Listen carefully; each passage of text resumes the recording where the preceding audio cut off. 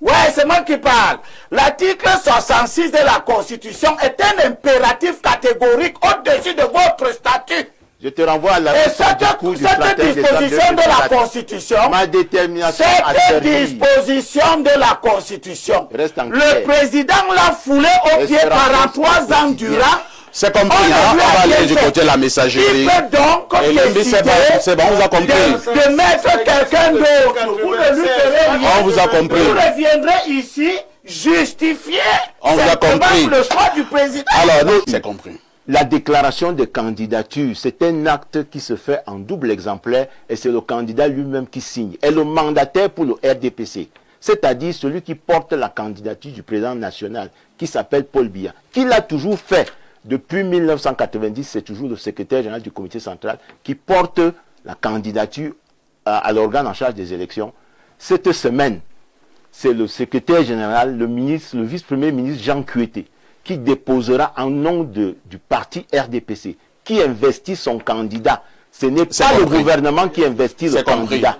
Voilà. On passe à pas. Non, pour ça d'abord à Valère Bessala, qui n'est pas là pour le décor. Le 31 décembre dernier, le président de la République, dans un discours le 31 décembre 2024, a dit, je cite, « Ma détermination à servir reste intacte et se renforce au quotidien. » Merci. Donc, nous sommes dans la suite de ce discours. C'est compréhensible.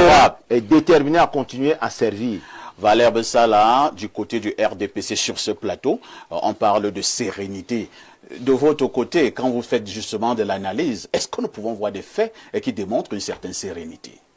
Ben, je crois qu'il faudrait d'abord corriger beaucoup de choses qui ont été dites. Pour moi, ce n'est pas un débat qui devrait avoir lieu si on connaît, si on est suffisamment renseigné sur les arcanes du pouvoir et de la machine politique en face que nous combattons. Je crois que j'ai entendu dire que le ministre de la Communication, il n'est pas porte-parole du gouvernement. Il fait office, puisqu'il n'y a pas de porte-parole constitué. Il n'est pas porte-parole du fait gouvernement. office. Parce que le décret de 2011 qui a été repris en 2018 et qui a été repris en 2019 en fait simplement un ministre de la communication. Et les ministres de la communication. Donc sous réserve peut-être qu'il y a d'autres éléments après. Non, non. Porter le décret, je parle du décret. Je ne parle pas des copies de presse. C'est le décret. Parce que le dernier porte-parole, là je crois que je vais parler sur votre contrôle. C'était Conchou. Non. On était à Mokoko Mbonjo. Mokoko Mbonjo. Oui, le dernier. Oui, le dernier porte-parole, c'est-à-dire qu'on dit portant organisation du gouvernement, on dit ministre de la communication. C'était bien écrit. Voilà, ministre de la communication, porte-parole du gouvernement. Donc il est tout simplement ministre de la communication. Je sors cette subtilité pour qu'on comprenne qu'il ne peut pas parler non seulement pour le gouvernement entier, parce qu'il n'est pas porte-parole du gouvernement, mais aussi il ne peut pas parler pour des appareils accessoires du gouvernement, dont le parti. Et là, j'en viens à ce que Léné disait tout à l'heure. Le parti a son fonctionnement et a son ou ses communicants, dont le secrétaire général, le secrétaire, je crois, le ministre Amendongo, est secrétaire à la communication. Tout à fait. Donc je crois que l'erreur est partagée déjà dès le départ. C'est-à-dire le journaliste a saisi le ministre Sadi, pensant en fait qu'il avait aussi peut-être voix au chapitre de la communication dans le parti. Je dis le journaliste qui a saisi le ministre. C'est là d'abord que l'erreur part. Et le ministre lui aussi commet cette erreur parce qu'en fait quand on l'interroge sur une sensibilité comme celle-là, c'est-à-dire qu'il relèverait en fait de la communication du parti, pas de celle du gouvernement.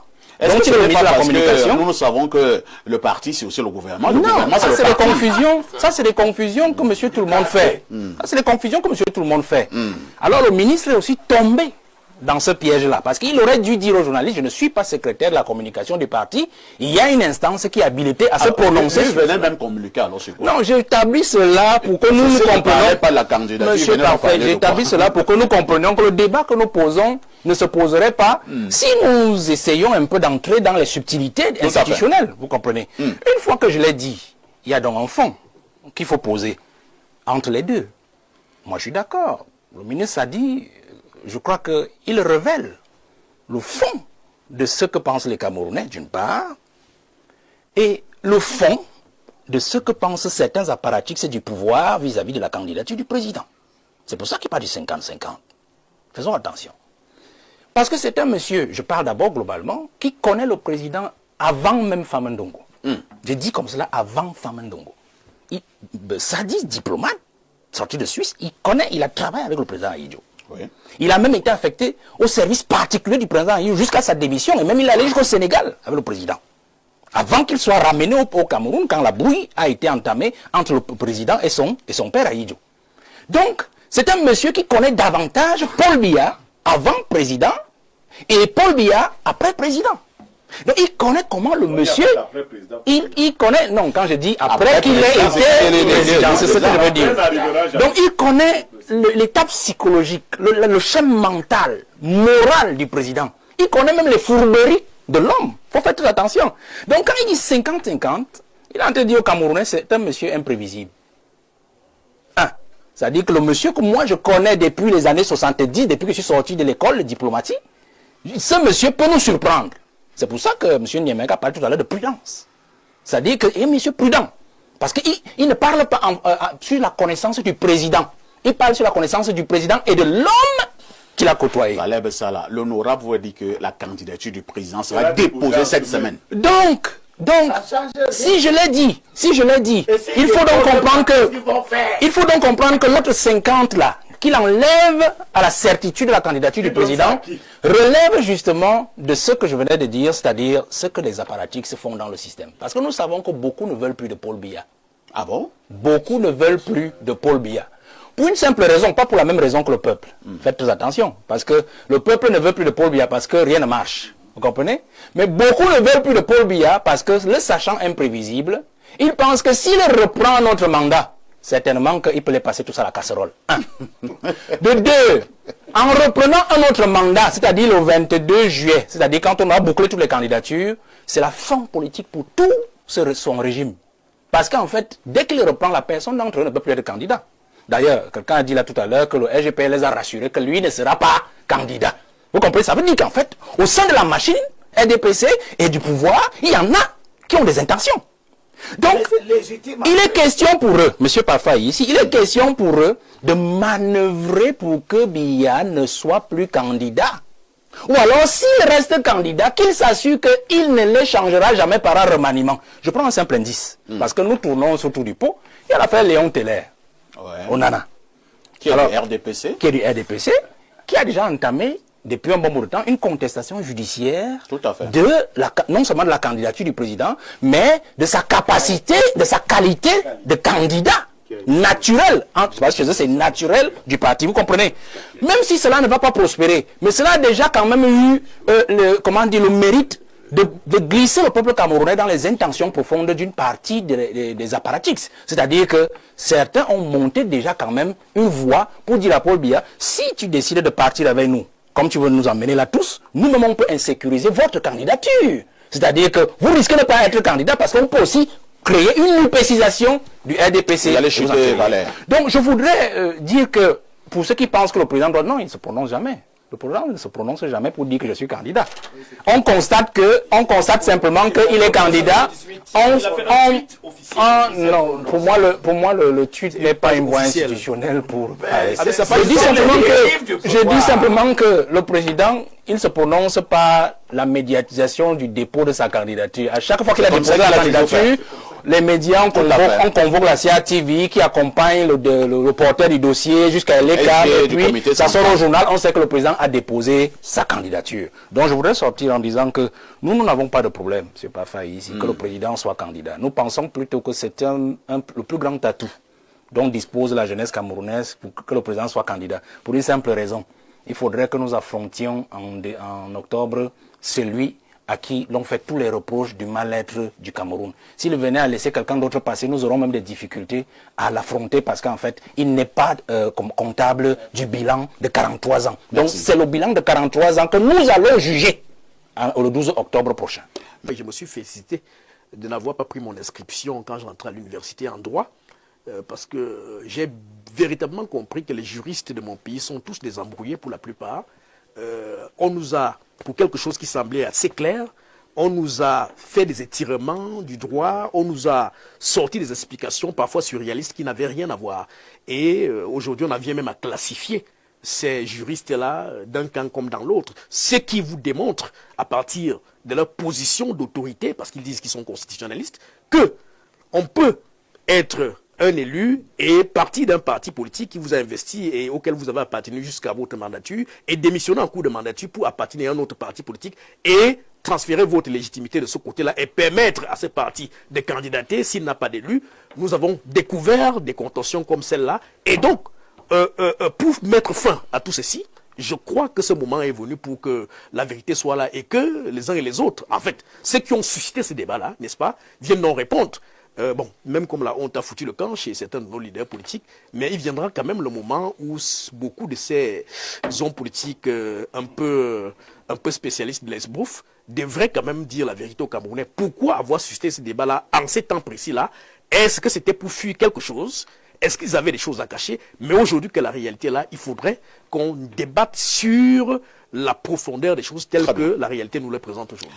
Merci David Eboutou. Abel Elimbi Lobé, répondant clairement à cette question posée ce dimanche sur Info TV. Le corps électoral convoqué, le temps de l'alternance est arrivé? Le temps de la vérité sur la qualité des hommes politiques. Nous avons vu longtemps avant cette convocation, des attitudes visant à banaliser la candidature. C'est chacun qui s'est levé, chacun a dit qu'il est candidat, etc., etc., comme si la fonction présidentielle était un amusement. Je ne sais pas si l'annonce de la candidature était devenue une stratégie de communication, c'est-à-dire un moyen par lequel on peut accéder à certains outils, à certains organes de communication. Bon, ce que ça a donné, c'est une ambiance d'électeurs. Une ambiance d'électeurs. Et comme dit Eboutou, nous avons découvert des enseignements politiques extraordinaire que des interprétations juridiques. Au haut de mes 63 ans, je n'avais jamais su que quelqu'un ne part pas à une élection, mais il a laissé. Tu as appris. Et comme je sais que c'est faux, la convocation du corps électoral est venue comme quelque chose de salvateur pour mettre un terme à ce désordre intellectuel et politique, organisé par des gens qui relèvent de ce que j'ai appelé la racaille. Oh là là, c'est insultant là, Elimbi Lobé. Oui, bien sûr, parce que moi je ne savais pas. Et j'ai écrit quelque part que je me demande si Nietzsche, qui est entré dans le SIF avec moi, savait que quelqu'un ne part pas à une élection, mais il a les élus. Pour être capable de venir le dire. Plus de 30 ans de vie politique après. C'est formidable. Ce à quoi nous avons assisté. Que ce soit la ressource intellectuelle du pays, que le pays s'est évertué des années durant à constituer pour que les gens guident le pays. Et que ce soit ces gens-là qui soient capables d'un tel déni. Eh bien, la convocation du corps électoral est venue mettre un terme à ça. Pour nous permettre de dire, ok, vous avez insulté les gens, vous avez traité les gens de tous les noms d'oiseaux. Vous avez tout dit, vous vous êtes donné toutes les libertés. Comme vous avez dit que vous avez des élus, sans avoir participé à l'élection qui donne les élus. Vous avez des élus parce que vous avez recruté les élus de ceux qui sont allés aux élections. Et que vous avez critiqué.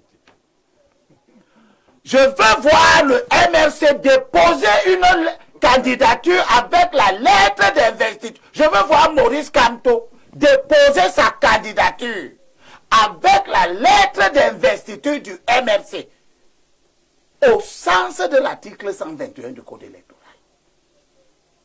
Nous allons voir ça. Très bien. Mais Nous attendons. Hein. Nous attendons. savons, Nous avons toute cette mais semaine. je sais que Maurice Kamto boira la honte jusqu'à la ligne parce qu'il déposera une candidature avec la lettre d'investiture d'un parti qui était aux élections. Ah bon? Il n'a d'ailleurs pas le choix. Vous êtes dans les secrets de Dieu.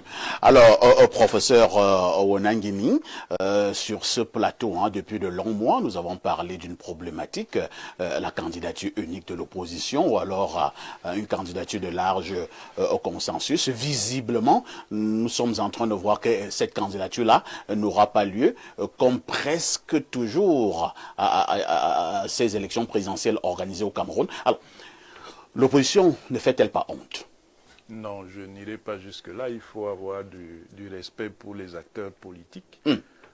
Parce que le jeu politique n'est pas aussi facile que beaucoup de gens l'imaginent. Et faire face à un parti dominant comme le RDPC, ce n'est pas une partie de plaisir. Maintenant, il est vrai que l'opposition montre parfois des faiblesses curieuses qui semble indiquer qu'elle n'accumule pas l'expérience de ces confrontations avec le pouvoir à l'occasion des élections présidentielles. Et en fait, c'est lié à un syndrome qui est que chacun veut être le président de la République. C'est pas ça l'égoïsme? Et je ne sais pas si c'est l'égoïsme, à vous de voir, mais à partir de ce moment-là, il est impossible d'engager une synergie pour avoir ce que vous appelez communément une candidature consensuelle ou une candidature unique. Il y a une véritable fascination de l'institution présidentielle au sein même des groupes d'opposition qui vient empêcher toute stratégie politique en la matière.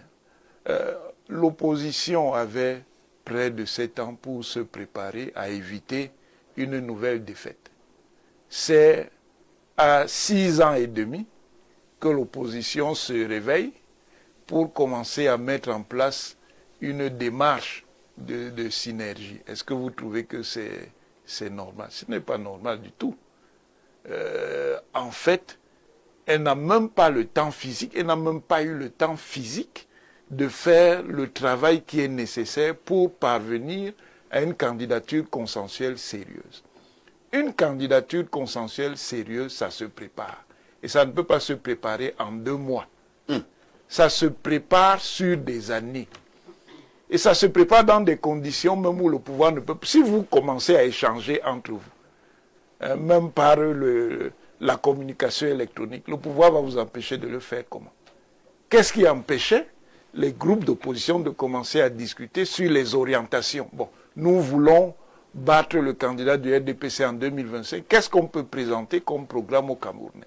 Quelles sont les propositions? Quelles sont les orientations? Maintenant, on construit donc un cadre programmatique, on construit aussi une stratégie avec tous ces aspects. Ce n'est pas en 6 mois qu'on va le faire. Vous voyez donc que dans ces conditions, et puis chacun croit, hein, c'est ça le syndrome, que c'est lui qui est destiné à présider aux destinées du Cameroun. Dans ces conditions, vous voyez qu'il y a une candidature consensuelle possible. Merci, professeur. Pierre Blériot-Nyamek, le cas Kamto m'intéresse ce matin. Le cas Cabral Libi aussi, et même le cas de l'UPC. Y a-t-il sérénité quant à leur candidature? Quand je dis le cas Kamto m'intéresse, il y a le fameux débat sur le mandat impératif. Quand je dis que le cas Cabral m'intéresse, il y a le fameux problème qui est en justice, parlant du PCRN. Quand je dis que le cas de l'UPC m'intéresse, il y a également une foultitude de factions au sein de l'UPC. Alors, quel est le regard que vous posez sur ces entités à quelques jours du bouclage du dépôt des candidatures? Alors, je commence par les cas les plus faciles. Il n'y aura pas de candidature de l'UPC. Ah bon? Oui, pour 2 raisons. La première, elle est, on peut dire, juridique. L'UPC s'est empêtré dans beaucoup de choses qui l'empêchent de produire les documents qu'il faut. La deuxième, elle est économique. Les différents candidats de l'UPC que vous voyez, ils comptaient sur les levées de fonds. Et moi, j'avais déjà dit qu'il faut arrêter ce genre de choses. Ah, l'UPC est incapable d'avoir 30 millions? Les 4 UPC. Une UPC qui est capable d'avoir 30 millions, c'est celle de Bapor. Et Bapor est derrière Bia. Tout à fait. Bon, les 3 autres UPC n'ont pas chacune ces 30 millions. Mais attendez un peu, le professeur Baïbek ne peut pas avoir 30 millions? Non. Baïbek, c'est mon... Baïbek n'a pas 30 millions. Comment ça? Mais... Comment ça? Je suis là pour répondre à vos questions, mais pas pour le comment. Baïbek n'a pas 30 millions. Et il est donc candidat, pourquoi? Il n'est pas candidat, puisqu'il n'a pas 30 millions. Mais il a dit partout qu'il est candidat. Il a une intention de candidature. Il a émis une intention de candidature, mais il n'a pas les 30 millions. Donc, je passe rapidement sur les UPC. Je viens sur la candidature de Maurice Kamto. Et les autres l'ont dit avant moi. J'ai plein d'amis qui sont passés à l'invective. Ah, tu n'as pas fait droit, il faut souvent te taire quand... Je dis, oui, moi, je n'ai pas fait droit. Moi, je suis dans les us. Non, moi, je suis dans les us. Et moi, je lis la personne du professeur Maurice Kamto. Maurice Kamto, très fin, voulait qu'on dise qu'il n'a pas, que le MRC a été bloqué. Pourtant, il prépare une sortie ailleurs. Et ces gens-là ne viendront, ils sont comme les gens de Bia, ils ne viendront, et les gens de l'autre, ils ne viendront plus ici nous dire ce qu'est devenu le mandat impérial. Ils se sont déjà tués. Alors Kamto va se présenter, et ils vont encore dire que ce que Kamto a fait là est bien. C'est-à-dire que... Bon, donc ça passe. Maintenant, arrivons. Non, Cabral, lui, n'a pas de problème. Comment ça? Non, Cabral n'a pas de problème parce que même le problème qui est en justice demande 9 mois. Or, c'est la dernière décision qui est retenue. Et déclaration pour déclaration, Cabral va déposer la semaine qui commence sa candidature. Vous verrez d'ailleurs des signes qui montraient qu'il allait déposer cette candidature. Lorsque son congrès a été convoqué cette dernière fois, le tout-puissant ministre de l'administration territoriale n'a plus empêché la tenue de ce congrès. Ce sont des signes. C'est des signes. Quand on est dans le... Et puis, je vais donc dire... Quand on est dans quoi? Quand on est dans le milieu politique, on comprend. Je vais donc dire quelque chose. Contrairement à ce que le professeur disait, l'opposition a toujours le temps de se réunir, même à 2 jours. Il y a au moins... On a une intention de candidature sur le plateau, n'est-ce pas? Oui, on en parle tout à l'heure. Non, Valère aussi ne sera pas candidat. Comment ça? Pour 2 raisons. Il n'a pas pu réunir les 300 000. Il ne pourra pas les 300 signatures. Il ne pourra pas les réunir avant les quelques jours qui nous restent. Et la deuxième, il lui fallait quand même 47 millions. 77 millions. Mais vous n'êtes pas dans les poches de Valère. Non, je ne suis pas dans les poches. Vous parlez parce que lui-même il est présent. Hein? Entre-temps, vous parlez de ces 300 signatures. Qu'est-ce que vous en savez? Non, il ne les a pas. Maintenant, ce que je souhaite, c'est que l'opposition commence donc à se réunir autour au moins d'un candidat qui ne pose pas problème. Qu'elle commence au moins à se réunir autour d'un candidat qui... C'est-à-dire, Valère, par exemple, a capté les énergies jeunes depuis longtemps. Est-ce qu'il va laisser ces énergies s'évaporer comme ça parce que lui n'est pas candidat cette fois-ci? Je crois qu'on gagnerait à ce que quelqu'un comme Valère Bessala réoriente son électorat, qui n'est pas des moindres. Quelqu'un comme Baïbek a capté un certain électorat, puisqu'il ne sera pas candidat. Est-ce qu'il va laisser cet électorat s'éparpiller comme ça, qu'il les oriente? Maintenant, ils ont au moins un candidat qu'ils ont vu depuis lors. Est-ce qu'on ne peut pas commencer à imaginer? Parce que moi, je crois qu'il est urgent que l'opposition, et je le dis, si l'opposition fait même 2 grands blocs, les 2 grands blocs sont capables de battre le RDPC. On n'a pas besoin d'un seul, je dis 2 grands blocs. Il suffit que vous ayez un bloc dans lequel vous avez Valère qui a donné ses voix, le UPC qui a donné ses voix à Cabral par exemple, c'est un grand bloc. Maurice Kamto est un autre grand bloc. Quand Maurice Kamto donne ses voix, c'est à quelqu'un? Non, il peut être candidat d'un autre groupe. Je dis que Maurice Kamto... Est-ce qu'on pourrait aussi une figure quand même, Maurice Kamto peut se lever un matin, ces jours-ci, il prend la parole de manière solennelle et il dit que lui ne pourra pas être candidat et il demande au peuple camerounais de soutenir une autre candidature. Non, c'est possible. Si Maurice Kamto a une telle élévation, je vous assure, ça va même libérer les âmes captives.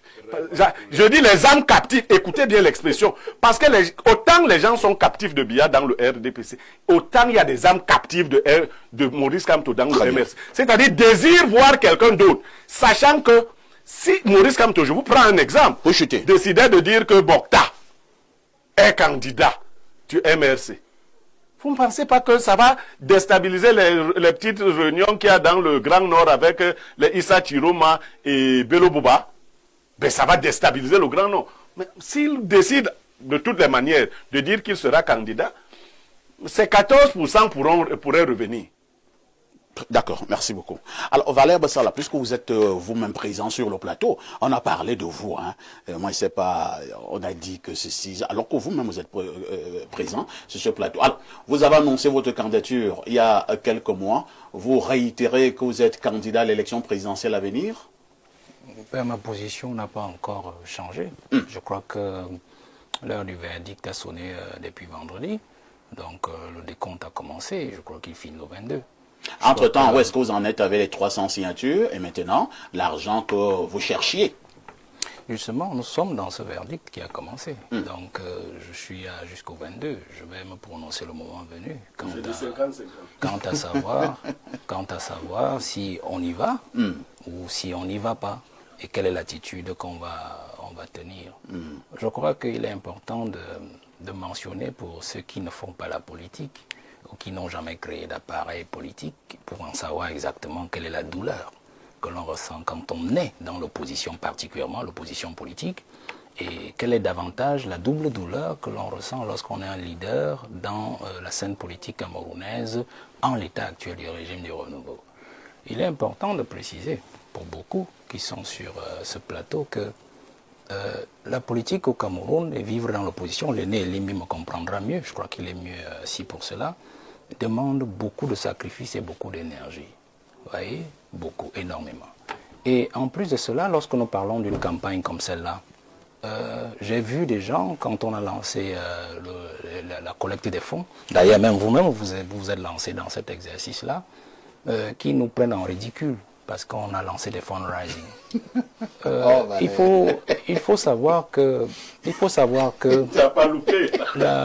la politique, la petite école que j'ai faite, des maîtres politiques d'ailleurs qui sont du parti au pouvoir, la politique finance la politique.